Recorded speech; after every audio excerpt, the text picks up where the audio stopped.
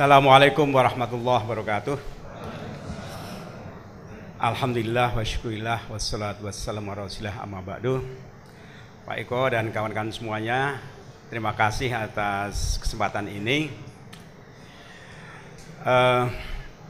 Saya akan mulai dengan sebuah cerita berkaitan dengan kampus ini.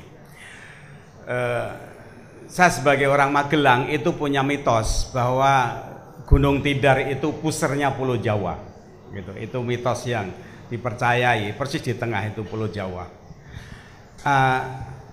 Saya seringkali ketemu orang-orang asing, sarjana sosial, antropolog, sosiolog, mengatakan gini, bahwa Indonesia ini harus terima kasih pada orang Jawa. Karena ada etnis Jawa, maka keutuhan Nusantara ini bisa terjaga. Gitu. Ini orang asing yang mengatakan. Mengapa? Karena karakter orang Jawa itu akomodatif, lentur, ngono yo ngono, ojo ngono, ya, ngalah untuk menang, menang orang ngasorake dan seterusnya. Itu tipikal, itu Javanese wisdom. Nah, ini saya bandingkan ketika saya ke Yugoslavia dan ke Serbia. Di sana itu pecah menjadi berapa? 7 ya, Mbak Deningsih, kurang lebih negara ya, Yugoslavia itu. Salah satunya itu apa? Ada salah satu suku yang mereka itu ingin menghegemoni yang lain. Serbia paling besar. Maka suku-suku yang lain nggak mau. Akhirnya pecah. Nah, ini tidak terjadi di Indonesia. Karena mayoritas orang Jawa itu walaupun mayoritas tapi akomodatif. Nah, secara akademik intelektual, maka jangkar kebudayaan Indonesia, kejawaan itu adalah Gajah Mada, gitu kan. Banyak orang-orang luar setelah tinggal di Jogja itu karakternya berubah, lebih halus, ya kan. Ada yang lebih Jawa dari Jawa, ada orang Jawa hilang Jawanya setelah ke Jakarta, gitu. Tapi orang luar malah berubah. Bahkan kalau sudah pensiun maunya kembali ke sini, sehingga harga-harga rumah di sini jadi mahal. Karena PNS Jogja kalah bersaing dengan orang-orang Jakarta dan Kalimantan Timur, gitu kan. Coba lihat aja, Gajah Mada itu kan ikon Majapahit Hindu Buddha. Tapi orang Jawa, orang Islam tidak ada rasa risih apapun. Nggak terganggu, karena ini fakta kekayaan historis, bukan ideologis, bukan teologis. Maka Gajah Mada dipakai nggak ada rasa risih. Dan ini Suryo bolong, binolong ya, bolong lah binolong itu, nggak apa-apa. Atau di ITB itu ada Ganis, nggak apa-apa, tidak mengganggu akidah. Itu karena kepercayaan dan kedalaman makna. Sehingga ketika dulu ada orang memeledakkan Borobudur, itu aneh bagi kita. Karena orang sekitar Borobudur, Muntilan, tidak ada yang terganggu akidahnya dengan Borobudur. Sama sekali tidak terganggu. Bahkan yang kerja di Borobudur itu juga umat Islam kebanyakan. Nah, waktu itu ada orang yang ingin ngebom Borobudur, dianggap itu syirik, musyrik, berhala. Nggak ada orang Muntilan yang nyembah patung. Sekarang nyembah duit, gitu. Nggak ada nyembah patung, gitu. Nah, ini sebuah kedalaman keluasan. Saya pernah ke Thailand dan ke Jepang, mereka itu sakit hati ketika patung Buddha di Afghanistan dihancurkan oleh Taliban. Luar biasa sakit hatinya, gitu kan. Apa yang diganggu oleh patung itu? Nggak ada. Mereka punya masjid, punya Ka'bah, apa urusannya patung dirusak, gitu ya. Mereka sakit hati sekali, dan mereka terima kasih pada orang Indonesia yang melestarikan budaya-budaya ini, gitu. Nah, Gajah Mada salah satu produsen intelektual, teknokrat sekaligus budayawan tanpa disadari, yang kemudian punya daya lentur, akomodatif, yang tanpa harus meninggalkan prinsip tentunya. Oleh karena itu, sekali lagi bagi saya Gajah Mada ini jangkar pilar keindonesiaan, salah satunya adalah Gajah Mada. Nah, saudara sekalian, Sekarang saya ingin masuk pada halal bihalal. Ini juga berkaitan gini. Di Indonesia itu hari raya keagamaan paling banyak jumlahnya di dunia. Ini orang One Team Press tahu mesti bisa ngitung-ngitung, Mbak Diningsih. Paling banyak. Tanggal merah itu berapa? 16 kurang lebih ya. Tiap tahun. Di 16 itu yang orang Islam tanggal merahnya berapa? 4 kali ya. Idul Fitri, Idul Adha, tahun baru, apalagi? Maulid Nabi. Banyak sekali. Yang lain cuma satu-satu. Hindu, Buddha, Konghucu, Katolik cuma satu-satu. Dua, Katolik satu, Kristen satu. Oh, Paskah ada 2 ya. Nah, ini paling banyak umat Islam. Dan di istana itu ada tradisi melembaga acara keislaman di istana. Maulid Nabi itu di istana, dan itu sulit untuk dihilangkan. Sebab kalau ada presiden menghilangkan itu, nggak akan kepilih lagi nanti. Karena dianggap sekuler, anti-Islam. Nah, ini satu contoh betapa antara agama, ya, makasih, antara agama dan budaya itu telah menyatu. Misalnya halal bihalal itu pertemuan antara doktrin agama dan inovasi civil society. Puasanya silaturahmi itu agama, tapi tradisi mudik halal bihalal itu kan budaya. Dan kemudian negara memfasilitasi. Berapa teman-teman luar Jawa itu ngiri pada orang Jawa. Jalan raya dibangun untuk mudik. Polisi dikerahkan untuk mudik. Harga dikontrol untuk mudik. Sementara luar Jawa itu nggak ada. Sekarang aja mulai ketularan pulang mudik. Dulunya nggak ada itu. Orang Padang daripada mudik mendingan jualan. Gitu kan. Jadi puasa misalnya, andaikan puasa itu perintah negara, nggak ada orang mau puasa. Tapi karena perintah Allah, orang pada puasa, dan dampak psikologi, sosial, spiritual luar biasa. Ini semua adalah elemen-elemen keagamaan yang telah menyatu dengan kebudayaan, dengan karakter building di Indonesia. Nah, studi ini yang menonjol, studi seperti ini ya studi di Gajah Mada tentang kebudayaan seperti itu. Coba saya mengamati kalau Lebaran ramai pulang mudik, nggak ada kejahatan, saling tolong menolong, ramah. Mengapa? Karena Lebaran itu merayakan kemenangan spiritual. Jadi nggak ada itu beringas di jalan. Beda misalnya dengan acara yang lain. Kalau itu padat pasti benturan, tapi Lebaran tidak. Makanya negara itu terima kasih pada agama yang memperkaya peradaban dan karakter building di Indonesia. Tanpa dikatakan itu sungguhnya terjadi simbiose. Sehingga kalau ada orang-orang mengatakan pemerintah tidak peduli pada agama, itu bagi saya sulit diterima. Nalarnya bagaimana, faktanya apa?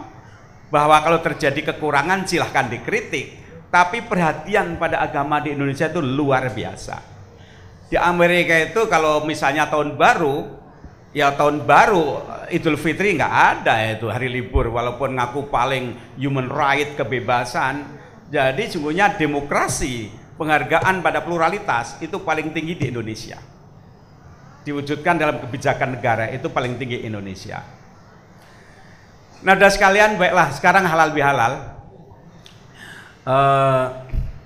Saya punya koleksi berapa buku seputar well-being, happiness, atau as-sa'adah dalam bahasa Arabnya. Berapa buku marketing ya yang saya ikuti terakhir itu, kalau saya amati di TV dan juga di buku-buku. Dulu itu siapa menguasai produk ya dia menguasai. Sekarang marketing itu sudah orientasinya customer satisfaction, bukan produk. Sebab sekedar produk, handphone itu sama saja, semua telepon untuk telepon. Tapi sekarang telepon kan bukan menjual teleponnya, tapi menjual added values Apa kelebihan dari handphone itu? Ada kamusnya, ada adanya, ada kiblatnya, ada macam-macam. Jadi bukan sudah beyond telepon yang dijual itu. Nah, terakhir kalau dalam marketing itu sudah pada human values. Coba kalau iklan di TV itu, misalnya iklan jualan susu, itu yang ditampilkan kakek dan cucu ketawa-ketawa gitu. Kemudian prestasi sekolahnya. Jadi susu bukan lagi kesehatannya, sudah beyond physical need, tapi sudah spiritual, psychological need.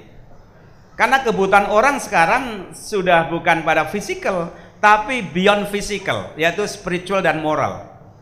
Iklan-iklan di TV, buku-buku marketing 4.0 itu udah mengarah ke sana.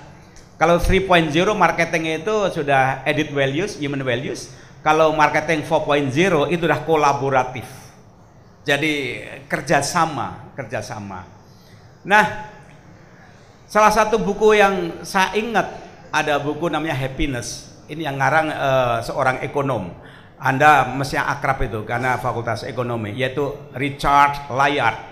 Ini kan orang Inggris kan. Anda cari buku itu sebenarnya doktor ekonomi itu, Richard Layard. Dia nulis buku Happiness. Dia mengatakan, buku ini terbit tahun 2005. Dia mengatakan within the last 30 years, tingkat ekonomi di Amerika, di Eropa itu naik 3 kali lipat. Income-nya naik. Luar biasa. Di Indonesia pun sebenarnya naik.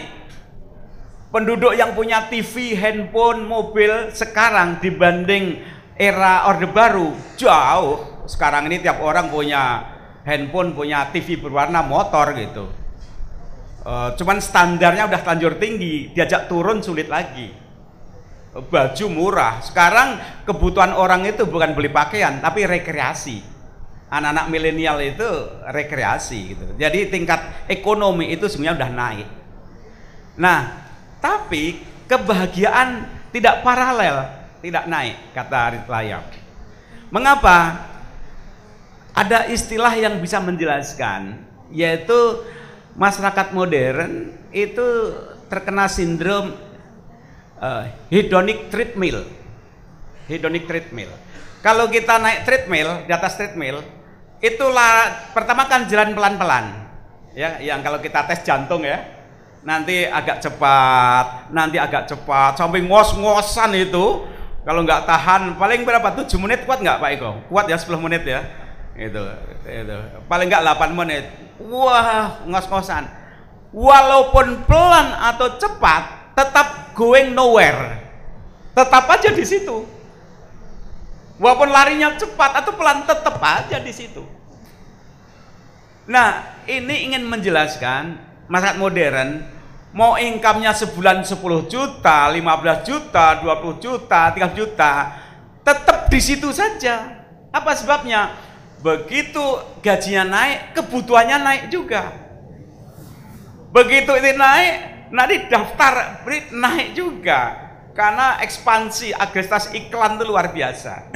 Sehingga ada beberapa survei mengatakan ketika suami itu naik jabatan, income-nya naik kata 5 juta, tapi itu tidak nutupi kebutuhannya. Karena gaya hidup istri yang naik 15 juta. Nah, gitu kan. Bab kalau arisan itu kan tasnya bermerek. Yang tadinya nggak bermerek nggak apa-apa. Kemudian semua merek, jadi semakin tinggi ternyata kebutuhannya semakin tinggi lagi. Itu yang dikatakan hedonic treadmill. Jadi naik income-nya, naik juga kebutuhannya. Oleh karena itu, saudara sekalian, dalam buku Happiness itu ada satu survei.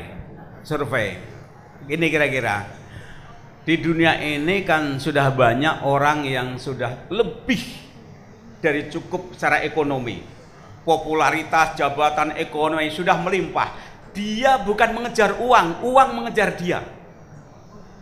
Salah satu ciri kapitalis modern kayak Bill Gates itu, dia kan tidak perlu punya berapa kapalnya. Kayak kapitalis awal industri di Inggris, berapa lahan tanah, berapa pabrik, berapa buruh, itu kapitalisme awal 17. Kapitalisme modern itu dia menguasai jejaring teknologi internet, teknologi, sehingga siapapun menggunakan jasa itu uang mengalir gitu. Jadi uang itu ngejar dia, kayak Mark Zuckerberg, Bill Gates itu uang mengalir ke dia, bukan dia ngejar uang ngejar dia karena menguasai teknologi jejaring itu. Nah, ini banyak orang kaya. Kemudian ada sebuah lembaga psikologi sosial ingin mengetahui kalau orang-orang seperti itu sudah kaya, mereka bahagia nggak ya? Gitu pertanyaannya. Mereka bahagia nggak ya? Gitu. Karena ada beberapa asumsi semakin kaya orang itu kadang-kadang malah bingung menggunakan kekayaannya. Semakin kaya semakin pelit karena sadar akan hitung-hitungan. Gitu kan. Kalau orang miskin kan kadang malah nggak pelit karena nggak biasa berhitung harta. Gitu. Apa yang mau dihitung kan? Gitu kan. Biasa nolong malahan. Dia survei. Mereka bahagia nggak? Dibuatlah kuesioner kira-kira what are the thing that make you happy? Dikasih list. Ini orang-orang yang mapan, udah settle, affluent society. Dikumpulkan hasil survei itu, ternyata ditemukan there are 7 factors affecting happiness. Ada 7 faktor yang sangat mempengaruhi kebahagiaan orang. Yang disurvei orang mapan-mapan, kaya-kaya. Kalau orang Jogja disurvei mungkin beda lah jawabannya gitu. Apa yang buat bahagia gitu? Tiap suku-suku berbeda gitu kan. Ada candaan ya. Masyarakat yang kebutuhannya rendah itu kurang ambisius untuk cari uang, untuk berprestasi. Kalau orang kebutuhannya banyak, maka semangat cari uang juga semakin tinggi gitu. Nah, ini ada temuan tapi agak menyakiti perasaan perempuan itu. Saya sorry gitu. Orang yang poligami itu semangatnya lebih tinggi cari duit. Karena kebutuhannya nggak habis-habis, kayak sumur tanpa dasar, gitu kan. Kemarin ada buku mau saya beli nggak jadi. Why Men Liar and Women Cry. Gitu judul. Jadi hasil survei laki-laki itu pinter dan seneng bohong, sementara wanita bisanya nangis, gitu kan gitu. Itu hasil penelitian psikologi wanita. Nah, kembali 7 faktor tadi di survei, apa temuannya? Nah, ini sejalan dengan perennial wisdom, dengan agama-agama sejalan, dengan Islam yang saya pahami sangat sejalan. Ternyata gini, 7 faktor tadi yang membuat orang having apa ya, well-being, happiness life, itu satu apa? Having a good family life. Itu. Jadi ternyata modalnya itu, yang pertama itu. Jadi walaupun orang itu mapan kaya raya, kalau keluarganya tidak beres, itu semua itu meaningless.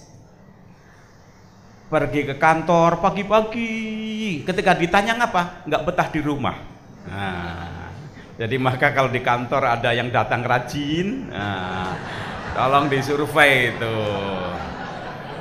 Ini saking tanggung jawabnya atau karena avoiding the family life gitu kan.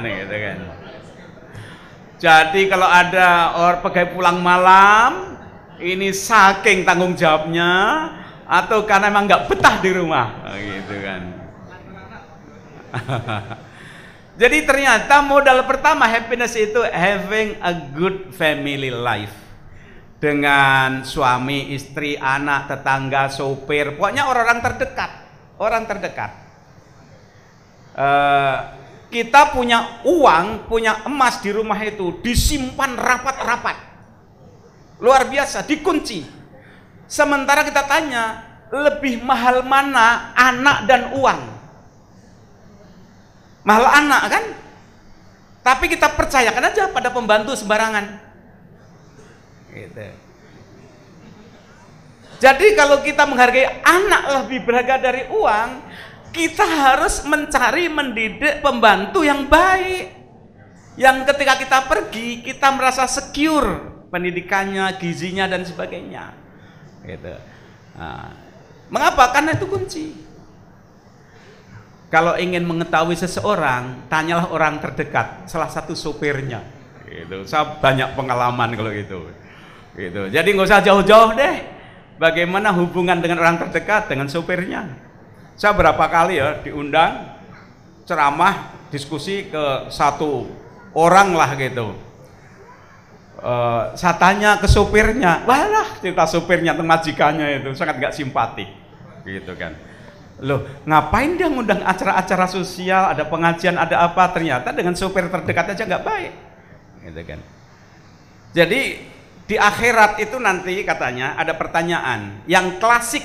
Di pesantren diajarkan, mengapa orang belajar bahasa Arab? Pertanyaannya kan, man rabbuka, siapa Tuhanmu? Nah, nanti jawabannya Allahu Rabbi, gitu kan. Man nabiyuka, siapa nabimu? Muhammadun Nabi, Muhammad.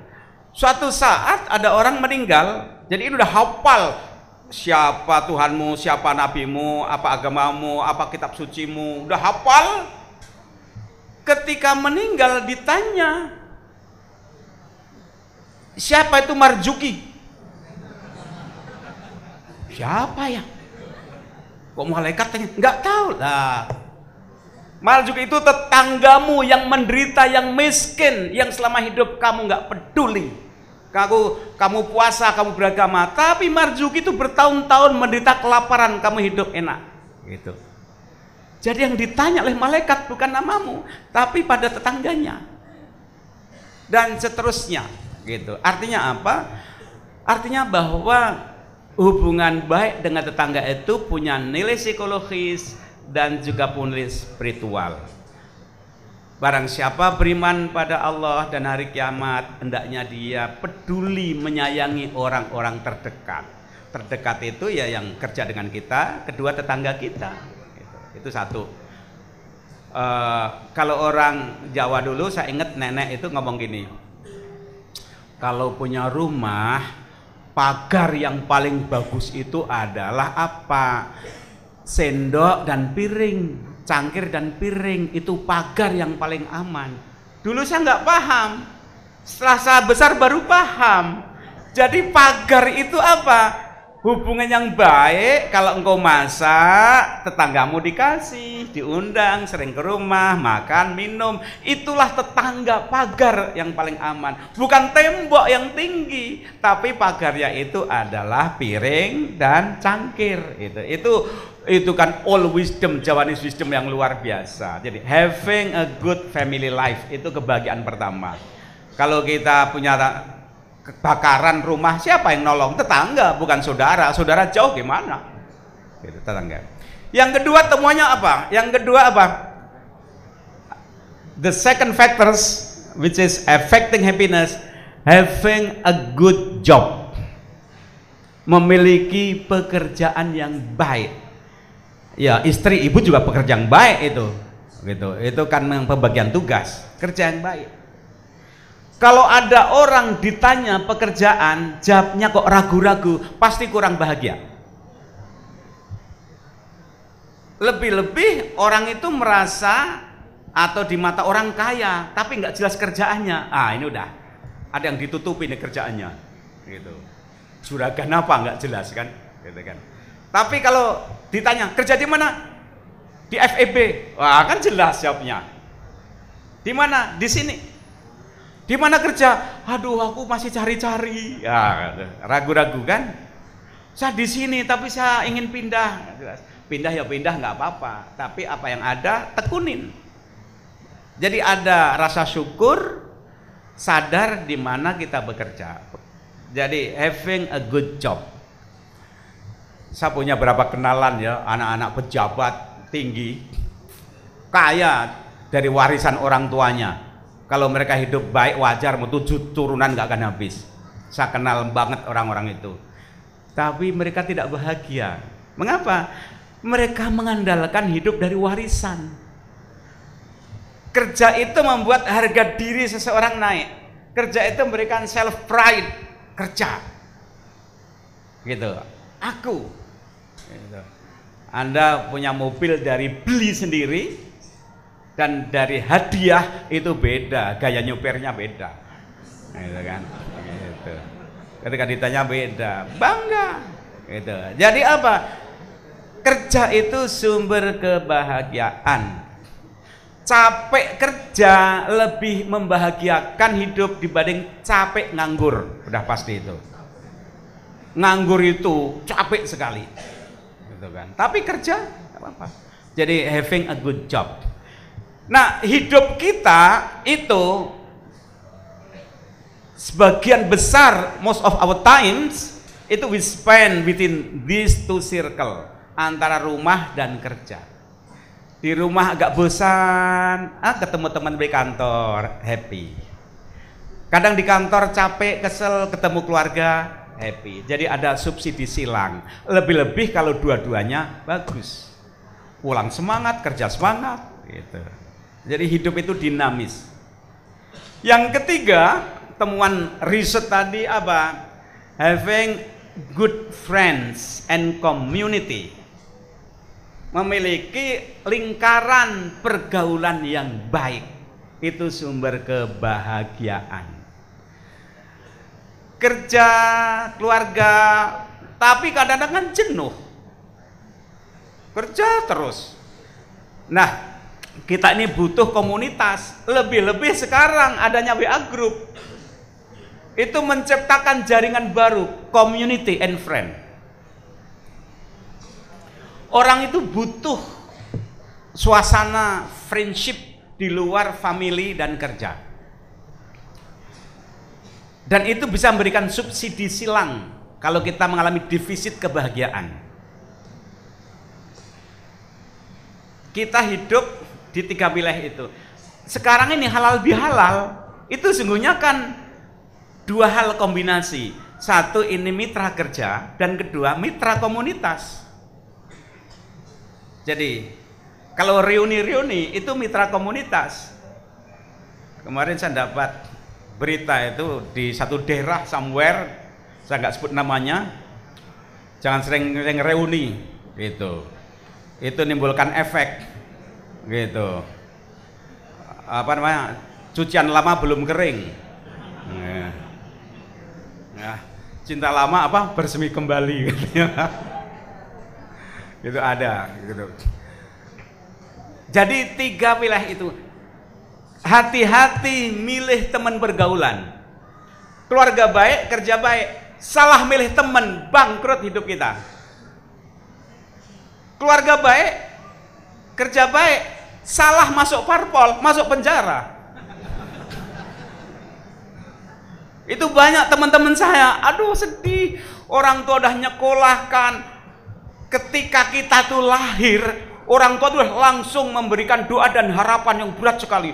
Semoga nak nanti kalau besar bisa mikul dhuwur, mendem jero gitu. Baru lahir sudah bebannya berat sekali kan. Nanti bisa mengangkat derajat keluarga. Coba harapannya seperti apa? Salah pergaulan. Jadi ujung tombak, collecting money. Akhirnya masuk KPK. Karena apa? Salah pilih teman. Nah, sekarang ini problem orang tua adalah tadi. Lingkaran anak-anak kita, pergaulan kita itu it's beyond our control. Repot sekali. Tapi paling tidak tadi tiga-tiga itu sangat menentukan. Kalau tiganya itu baik, sungguhnya waktu kita di situ aja. Keluarga, kerja, teman, keluarga, teman itu kayak tripod kehidupan di situ. Tripod kehidupan. Bahkan pulsa Anda lebih banyak kan untuk hubungan bukan kerja kan? Perkawanan kan? Perkawanan pulsa itu. Ibu-ibu sekarang lebih rajin itu ngobrol. Karena apa? Sekarang kalau nyuci ada mesin cuci. Ya, waktunya kan lebih longgar kan? Mau masak sudah ada atau GoFood. Ada ringan, waktunya kosong sehingga lebih banyak nonton sinetron, arisan, kemudian video call kan gitu kan. Temen, paling banyak temen. Yang berikutnya mudah. Yang berikutnya itu apa? Badannya sehat, having good health, sehat, penting banget, sehat. Sebab kalau tidak sehat, semua yang lain tidak bisa dibangun, nggak bisa dinikmati. Sehat. Dan di antara faktor buat sehat itu apa? Silaturahmi. Jadi silaturahmi, having good friend and communities, itu faktor yang terbesar membuat seseorang itu sehat. Social exercise itu buat sehat. Hasil survei mengatakan seperti itu. Mengapa orang di Jogja, di Jawa itu terkenal LE-nya tinggi? Karena seneng silaturahmi, guyon-guyonan, atau di serambi masjid, atau apa canda-canda. Orang Singapura itu walaupun makmur, tapi indeks kebahagiaannya kalah dibanding orang Indonesia. Kalah. Orang Indonesia itu bisa bercanda dengan kepedihan. Gitu. Bisa bercanda, bisa menjinakkan. Saya lihat kalau di TV, dulu kan ada ceritanya kan, ada volunteer dari Amerika ingin nyumbang ketika Kulon Progo gempa, itu ada nyumbang kan, nyumbang barang, nyumbang. Sampai di situ kaget. Begitu dia mau datang, sudah ditikar, kemudian kasih suguhan minum, ramah sekali, sehingga dia pikir, loh, saya itu kesini mau nyumbang orang yang sedang musibah, tapi orangnya kok tenang sekali, baik sekali, menyediakan minum. Karena bagi kita tamu itu kayak raja, sehingga yang menyumbang tadi bingung, loh, yang menderita ini siapa kalau begitu? Gitu kan. Ini kemampuan how to manipulate the problem, itu salah satu keunggulan orang Jawa. Gitu. Jadi ini pandai, kesehatan itu lebih psikologis, bisa bercanda. Ketika dulu ada di Jakarta banjir, itu kalau dipotret orang-orang tuh di atas genteng, dada-dada, gitu kan. Kemudian kapal-kapalan gitu. Jadi bercanda. Sampai-sampai ketika pakai baju orange pun juga canda. Coba lihat KPK, masih canda kan. Ini kesehatan penting ya. Kesehatan Bapak Ibu penting sekali. Dan sekarang ini gaya hidup orang Indonesia sekarang semakin sadar. Yang namanya fast food itu sekarang kurang populer. Ada beberapa restoran yang penuh kolesterol di Jakarta, sekarang restorannya juga decline. Orang sekarang memilih hidup sehat, gaya hidup sehat, bagus. Yang kelima itu financially sufficient, bukan kaya raya. Yang buat bahagia itu apa? Cukup, pas-pasan. Pas mau beli mobil ada, pas mau haji ada, pas mau nikahin anak ada, gitu, pas-pasan. Cukup itu kuncinya apa? Sadar akan basic need dan rasa syukur. Sebab ini dikatakan penuh ketika penuh dan ada tutupnya. Kalau nggak ada tutupnya nggak penuh. Nah, tutupnya itu rasa syukur. Jadi kalau nggak pernah rasa syukur, nggak akan cukup. Nerimo dalam arti ridho, bersyukur. Kalau Anda itu mau mensyukuri, terlalu banyak yang bisa disyukuri. Wa in ta'uddu nikmatallahi la tuhsuha. Kalau saja Anda mau menghitung nikmat Allah, Anda nggak akan bisa menghitungnya sampai umur Anda habis, itu nggak akan bisa. Gitu. Luar biasa. Matahari itu tiap hari setia sekali memisahkan air dari garam lautan, diangkat ke atas, kemudian apa? Untuk mensuplai kebutuhan air tawar manusia. Kemudian hutan disimpan untuk manusia, gitu. Tapi kita kan nggak pernah bersyukur. Banyak sekali syukuran hidup itu. Jadi sekali lagi rasa syukur. Maka di sini tadi saya ngobrol dengan Pak Eko, ekonomi Barat itu tidak kenal rasa syukur. Nggak ada konsep syukur. Nah, ini yang ahli-ahli ekonomi, ada nggak konsep rasa syukur? Ada nggak konsep berkah dalam ekonomi Barat? Nggak ada. Yang ada cash flow-nya, income berapa, in out-nya berapa. Tapi berkah itu nggak ada. Karena rezeki bagi kita bukan semata uang. Tetangga baik rezeki, anak baik itu rezeki, badan sehat rezeki. Min haitsu la yahtasib, yang di luar perhitungan nalar kita itu rezeki. Allahumma anzilna munzalam mubaraka wa anta khairul munzilin. Ya Allah, Tempatkanlah aku ya Allah dalam posisi, dalam komplek, dalam perumahan, dalam apapun juga yang memberikan keberkahan bagi kami gitu. Jadi rezeki itu yang berkah. Berkah itu bukan semata uang. Uang bisa jadi malapetaka. Bahkan Al-Quran mengatakan hati-hati, harta dan anak itu bukan sebut rezeki, tapi fitnah. Itu ujian. Innama amwalukum wa auladukum fitnah. Ingatlah, anakmu dan hartamu itu fitnah, cobaan gitu kan. Maka yang kita mintakan keberkahan, rezeki berkah, jabatan berkah, tetangga berkah itu. Jadi sekali lagi di sini rezeki itu luas ya, sumber kebahagiaan di situ. Yang keenam, yang buat bahagia kita diteliti, ini agak abstrak tapi penting. Apa? Having a freedom of life. Orang itu merasa bahagia kalau hidupnya tidak terjajah, tidak merasa ditekan, tidak merasa didikte, tidak merasa diintimidasi, tapi freedom. Freedom itu kaitannya dengan harga diri. Anda gaji tinggi, tapi tiap hari diomelin atasan Anda, nggak akan bahagia, nggak akan cukup. Anda jabatan tinggi, tapi dirongrong kanan kiri, nggak bisa. Itu berapa mantan-mantan menteri, dirut-dirut BUMN, kan kasihan sekali itu. Begitu turun urusan KPK, jaksa, itu kan nggak happy.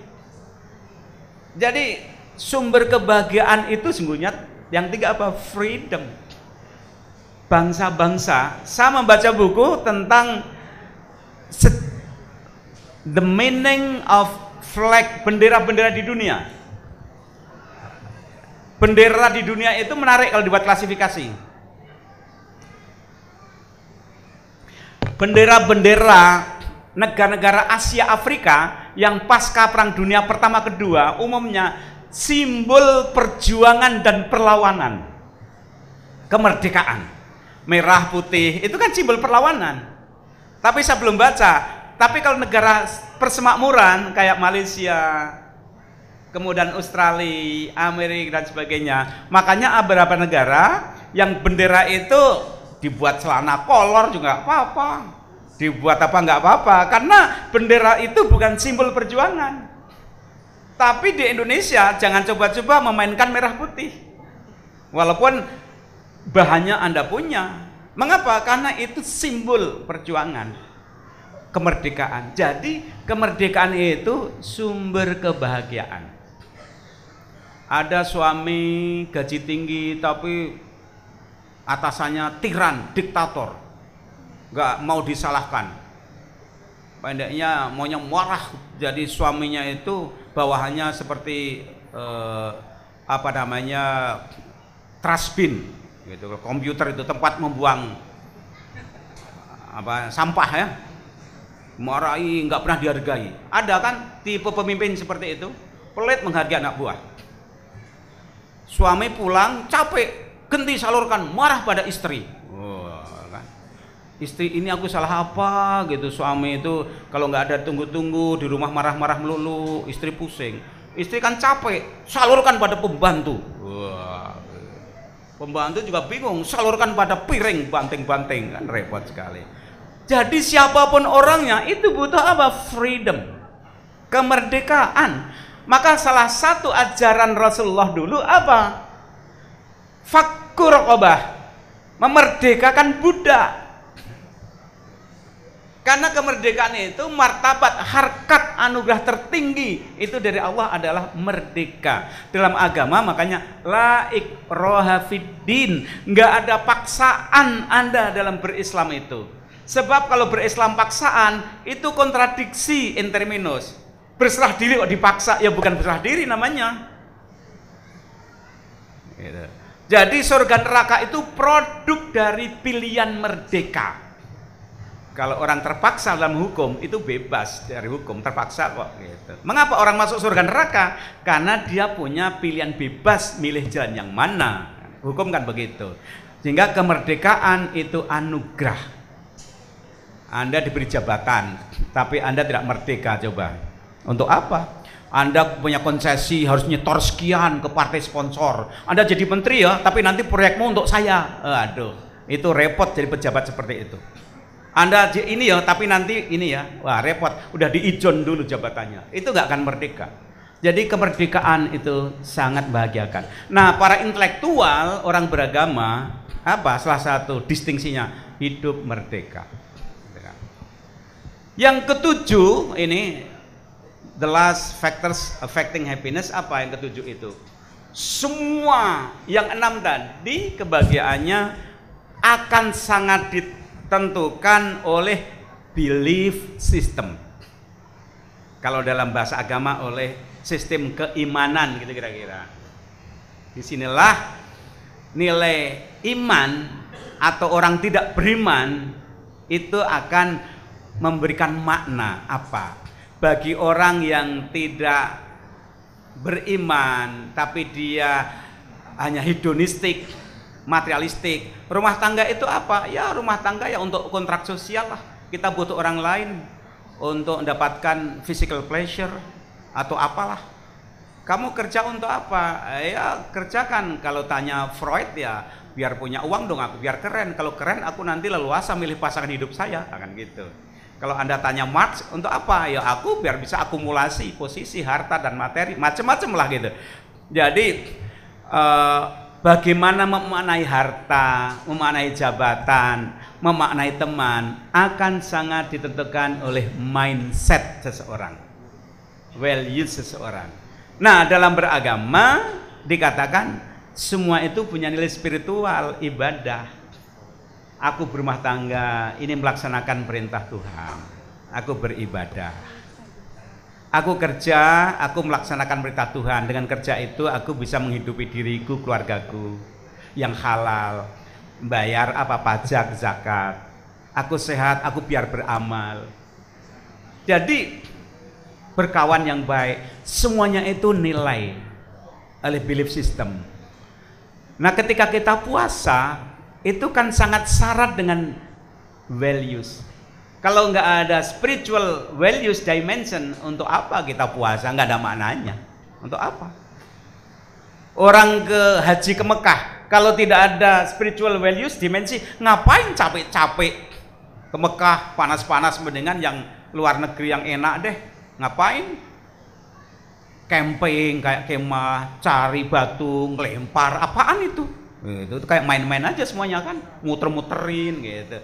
Tapi karena bagi orang punya iman, values beda maknanya. Gitu. Bagi yang tidak beriman ya apaan itu? Gitu. Yang beriman beda. Jadi hidup ini akan dipengaruhi oleh pemaknaan. Setiap agama punya belief system. Jadi ada orang yang mengatakan orang Islam itu kok nyembah Ka'bah kan, gitu kan? Saya tanya, ada teman saya dulu, ya Anda juga nyembah batu, gitu. Kebetulan teman saya orang Hindu Buddha. Enggak, itu hanya instrumen sarana saja. Ya sama saja. Masa orang Islam nyembah batu? Ya enggak ada dong, sama saja. Anda pun enggak nyembah batu, gitu. Tapi dalam agama itu banyak simbol-simbol. Jadi agama itu kaya dengan simbol-simbol. Kita jangan berhenti pada simbol, tapi makna. Maka kita dengarkan yang punya agama, maknanya apa? Maknanya apa? Nah, kembali kebahagiaan tadi, kita beri makna apa? Jadi sekalian, sebagai penutup, jadi ada 3 ya dalam kegiatan sosial keagamaan seperti ini. Satu adalah physical dimension. Semua kita lakukan secara fisikal, ya uang, ya kerja, silaturahmi, fisikal. Yang kedua intellectual dimension. Apa sih maknanya? Untuk apa tujuannya? Kita cari kerja apa-apa. Jadi kita punya pemaknaan. Tapi di atas semuanya itu ada spiritual dimension. Apa? Kita hayati. Maka agama itu bukan cukup dibicarakan, diskusikan, diceramahkan, diperdebatkan. Kualitas beragama akhirnya apa? Hati. Hati itu penuh cinta. Maka orang Jawa kalau nasihatnya sing hati-hati gitu kan. nyebrang jalan yang hati-hati, cari jodoh yang hati-hati, yang hati-hati. Mengapa tidak yang telinga-telinga, tidak yang mata-mata, yang hidung-hidung, tapi mengapa kok yang hati-hati? Karena semuanya itu apa? Hati, bukan penalaran. Jadi ketika agama dengan hati, hati itu penuh kelembutan. Tapi kalau agama itu hanya nalar dan kekuasaan, sehingga teman saya tanya, teman saya manggil saya Mas Kumar, ngapa sih orang Islam kalau takbir itu malah menakutkan? Takbir itu mestinya kan rendah hati, Allah Maha Agung, hati sujud. Ngapa takbir kok malah orang lain takut? Nah, itu kritik juga itu. Karena dalam sholat takbir itu dilanjutkan sujud dan rukuk, mengakui kebesaran Allah, kemudian mengakui kekercilan kita, maka kita lanjutnya apa? Sujud. Sujud itu kelanjutan dari takbir tadi. Nah, itu hati. Jadi yang hati-hati. Kalau ada pengumuman kan mohon perhatian, ya kan? Bukan mohon pertelingaan, gitu kan. Karena walaupun telinga dengar, kalau hati nggak dengarkan, ya hilang.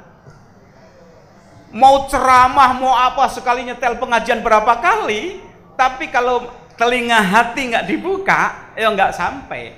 Padahal yang menggerakkan itu hati. Dalam agama adalah hadis, sungguh hati yang menggerakkan. Jadi spirituality itu di hati. Makanya ada satu wisdom gini, the heart of religion, saripati dari agama is the religion of the heart. Hati, jantung hati dari agama adalah agama untuk hati, hati yang beragama. And the heart of the heart, hati, saripati dari hati apa? Is love, gitu kan. Jadi the heart of religion is the religion of the heart. And the heart of the heart is love. Ar-Rahman, Ar-Rahim. Jadi Allah itu paling senang passwordnya, PIN-nya yang dipanggil, yang digunakan. Dari sekian banyak Asmaul Husna, Allah paling senang PIN yang digunakan tuh Ar-Rahman, Ar-Rahim. Jadi halal bihalal seperti ini sungguhnya nyambung hati, nyambung kasih sayang. Baiklah, sekian, terima kasih, dan saya diminta untuk mengakhiri dengan doa. Saya akan baca doa selamat yang standar. Intinya ini doa selamat dalam kehidupan kita, dalam beragama kita, dalam badan kita, ilmu kita. Ini doa sangat universal sekali ya. Semua agama kalau tahu maknanya ini universal sekali. Mari kita amini di hati aja pelan-pelan. Bismillahirrahmanirrahim. Allahumma shalli ala sayyidina Muhammad wa alihi. Bismillahirrahmanirrahim. Allahumma inna nas'aluka salamatan fid din wa afiatan fil jasad wa ziyadatan fil ilmi wa barakatan fil rizqi wa taubatan qoblal maut wa rahmatan indal maut hawin alaina fi sakaratil maut wan najat dan nar wa afa indal hisab. Rabbana la tuzigh qulubana ba'da hadaitana wa hab lana min ladunka rahmah innaka antal wahhab. Ya Allah, ya Tuhan kami, janganlah Engkau cabut petunjuk, anugerah, nikmat yang telah Engkau berikan pada kami, ya Allah. Allahumma arinal haqqa haqqa warzuqna tiba'ah wa arinal batila batila warzuqna istinabah. Ya Allah, ya Tuhan kami, tunjukkanlah jalan yang lurus tetap lurus, jalan yang lempang tetap lempang. Berilah kami kemampuan, kekuatan, ya Allah, berjalan di atasnya. Dan perlihatkanlah pada kami, ya Allah, jalan yang sesat tetap sesat, jalan yang bengkok tetap bengkok, jalan yang haram terlihat haram. Berilah kami, ya Allah, kemampuan, ya Allah, dan kemauan untuk bisa menghindarinya. Rabbana atina fid dunya hasanah wa fil akhirati hasanah wa qina adzabannar. Assalamualaikum warahmatullahi wabarakatuh.